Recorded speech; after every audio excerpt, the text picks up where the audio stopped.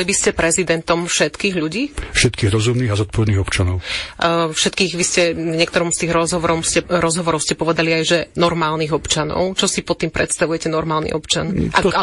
Možno inak, kto je nenormálny občan? To súvisí s agendou LGBTI, ku ktorej máme absolútne kritický a negatívny postoj. Táto agenda jednoducho nemôže byť hodnotovou agendou Slovenskej republiky. Preto hovorím o normálnych občanoch, pretože agendu LGBT jednoducho odmietame, ale zároveň hneď dodám, čo stále komunikujem, že my nehádžeme do jedného vreca agendu LGBTI a homosexuálov. Homosexualita tu bola, je aj bude. My akceptujeme, že takíto občania sú medzi nami.